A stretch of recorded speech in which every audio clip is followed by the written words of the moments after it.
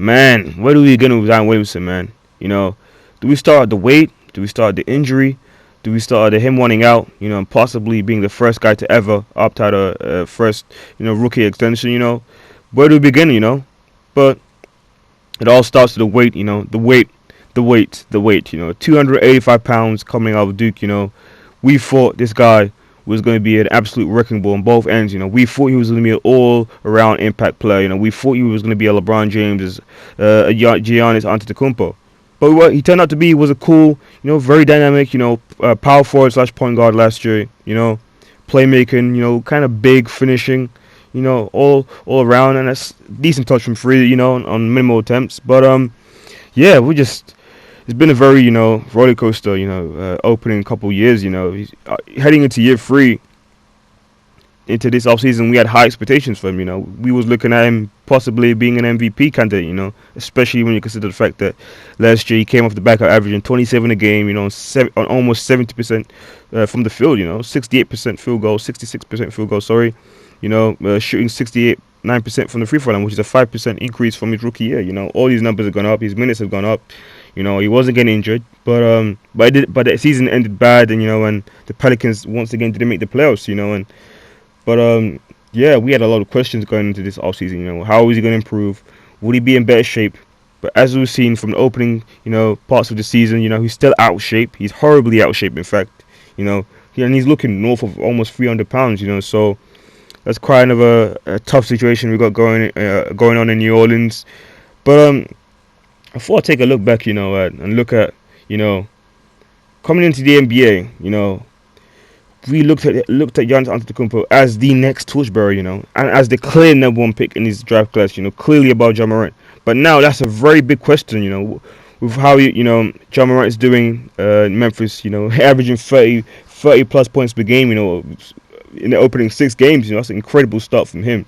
And so it leads to the question, it led people to believe, that maybe Ja Morant was the better prospect. Maybe Zion at being 6'6" and 285 pounds was a major concern, but obviously the New Orleans Pelicans had to take him, because if they didn't, they would be ridiculed for years to come. But yeah, 22 years of age to be 285 pounds plus, it's a major concern.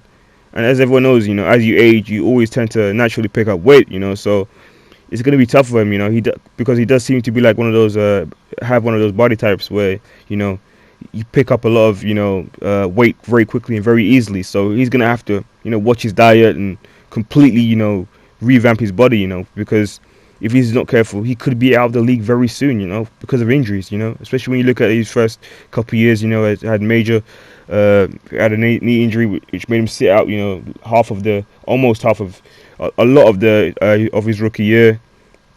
And then last year he was very healthy, to be fair, but still at the end of the season he had another knee injury which completely affected him. And this opening preseason, he was out because in the summertime he had almost broken his foot, which is absolutely crazy. All these lower body extremity injuries that are happening to him, and so he's gonna have to completely, I believe, revamp his game or revamp his body, either one, because he's not gonna last, playing bully ball in the paint for 15 years at 6'6", and last at north of 300 pounds, banging in the paint. He's gonna have to get some type of skill set where he's able to knock down the outside shot, and to where he's able to, complement his future superstar, all-star teammate Brandon Ingram. He's also, right now currently playing by himself. He's been left by Lonzo. Lonzo's gone. All these Zion, his core 3 teammates are gone, so he's pretty much left alone right now. While Zion Williamson tries to figure out, his career, his body.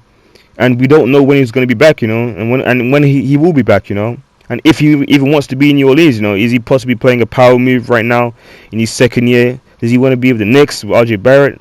Does he want to go play with Trae Young and Cam Reddish, his former Duke teammate? We have no idea what's going through his mind right now. But yeah, he has to figure the situation out. He has to figure out, what he wants to do with his body and how he can revamp his game. To be an all-around player, to be better shaped. To hopefully, work on his game as well and be that generational superstar that we believe he's going to be, and show that why he was the clear number 1 pick in the draft, why it should not be a discussion, because, his game is absolutely amazing, and when you look at his skill set and his body type, there is no reason why he should not be another Michael Jordan, another LeBron James, another generational superstar. The 2020s should be his. It's his to lose, and hopefully he's able to figure it out and get back to being the all dynamic player all around. Both ends. Player that he was at Duke. Hopefully he's able to figure that situation out to where he's able to lead his Pelicans, to the playoffs, to the play when he comes back. They're gonna have to go on one hell of a run, but yeah, that's about it. We'll see what happens when he gets back, and hopefully he's able to figure the situation out. But till next time.